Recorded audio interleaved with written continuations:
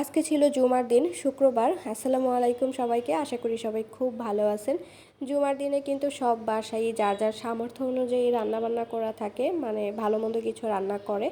তো আমরা আজকে একদম ব্যতিক্রম ধর্মেই রান্নাবান্না করলাম, কোনো ভালো মন্দ কিছুই রান্না করি না, একদম মানে ভর্তা, ভাজি, তারপরে কচু শাক এই ধরনের খাবার রান্না করেছি। তো অনেক দিন পরে একদম বাঙালিয়ানাভাবে সব রান্না করেছি একসাথে। তো একসাথে কিন্তু এত আইটেম এভাবে রান্না করা হয় না।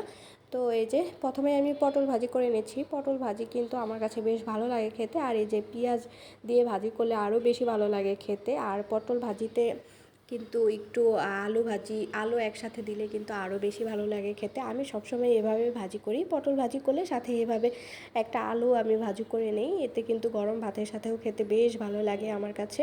আর সাথে হচ্ছে একটু পেঁয়াজ বেরেস্তা করে দিই। আর এই যে আমি এখানে কচু শাক রান্না করেছি, এটা আমি করিনি, আম্মু করেছিল। এখানে দেখাচ্ছে যে একটু তেল হয়ে গিয়েছে বেশি, কিন্তু পরবর্তীতে তেলটা নামিয়ে নেওয়া হয়েছে। তো এই যে ছোট চিংড়ি দিয়ে হচ্ছে কচু শাকটা রান্না করা হয়েছিল। এই কচু শাকটা কিন্তু অনেক বেশি মজার, গরম ভাতের সাথে খুব ভালো লাগে খেতে। আর এখানে হচ্ছে মাছের যে মাথাগুলা ছিল, লেজ, তো এইগুলা হচ্ছে দিয়ে একটা ঝোল তরকারি রান্না করেছিলাম।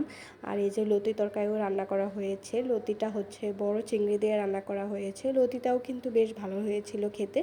আর এই যে এখানে হচ্ছে মিষ্টি কুমড়া ভাজি করেছি। মিষ্টি কুমড়া ভাজিটা আমি হচ্ছে একদম এভাবেই করে থাকি, একটু ঝরঝরা।